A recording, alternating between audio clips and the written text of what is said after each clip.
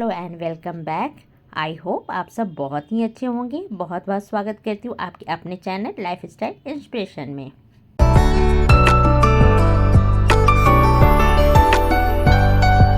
काफ़ी टाइम से हम लोग सोफ़ा का कवर चेंज करने की सोच रहे थे, पर वक्त ही नहीं मिल रहा था। कभी कुछ तो कभी कुछ हो ही जा रहा था।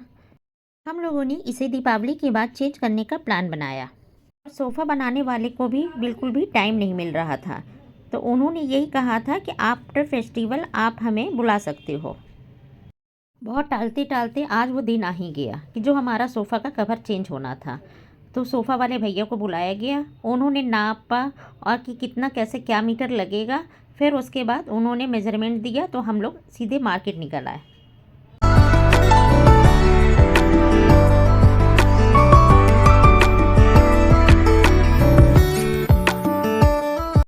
आप तो यहाँ पे एक से एक कवर देख ही रहे हो। काफ़ी ढूंढते ढूंढते मुझे ये वाला कवर मुझे पसंद आ गया, पर पापा जी को ये वाला उतना पसंद नहीं आ रहा था। उन्होंने कुछ और चूज किया, तो पर मुझे उसी के ऊपर आँख टिक गई। कभी कभी ऐसा होता है ना कि कोई चीज़ आप देख लेते हो ना, तो उसी के ऊपर आँख टिकी रहती है। वही चीज़ मेरे साथ हुआ। फिर वही कवर हम लोगों ने परचेज कर लिया। जब मैं कवर परचेज कर रही थी तो दिमाग में यही चल रहा था कि पता नहीं ये मैं कवर लगाऊंगी तो अच्छा लगेगा कि नहीं लगेगा। प्लानिंग तो बहुत कुछ दिमाग में चलती रहती है, पर अब हमें ये देखना है कि सोफ़ा बनने के बाद हमारा सोफ़ा कैसा लगता है। उधर सोफ़ा का काम तो चल ही रहा था, साथ साथ मेरा भी अपने किचन का काम चल रहा था।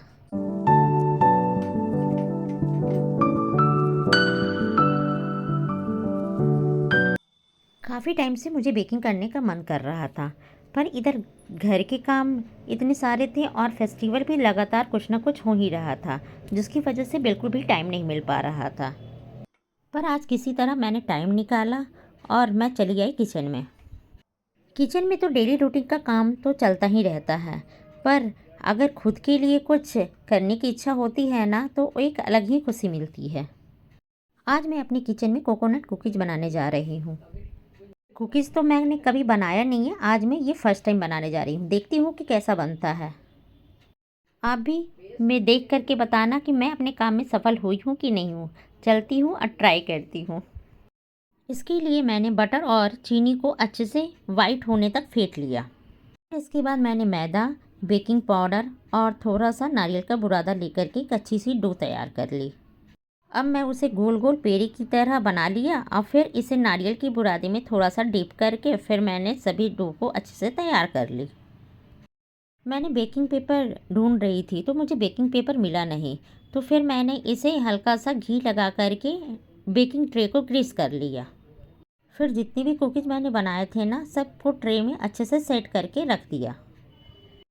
कभी कभी आपका भी किसी चीज़ में अगर मन करता है ना, तो उन चीज़ को ट्राई किया करो, काफ़ी मज़ा आता है। मुझे बेकिंग करना तो वैसे भी काफ़ी पसंद आता है।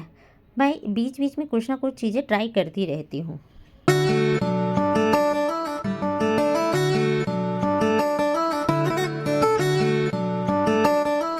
बीच बीच में अगर केक के ऑर्डर भी आते हैं ना, तो मैं उसे भी पूरा करती हूँ। पता है ना, पहले मैं केक बनाती थी ना, तो मेरे केक बहुत ही ख़राब होते थे।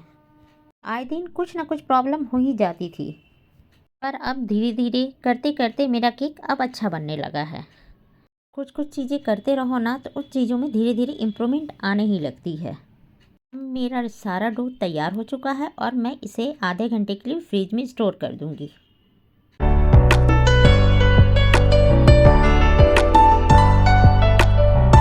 आधे घंटे के लिए हम इसे स्टोर इसलिए करेंगे क्योंकि अच्छे से ये सेट हो जाए। एक्चुअली हमें कवर इसलिए भी चेंज करना पड़ा क्योंकि हमारे सोफ़ा में ना बहुत से खटमल हो गए हैं।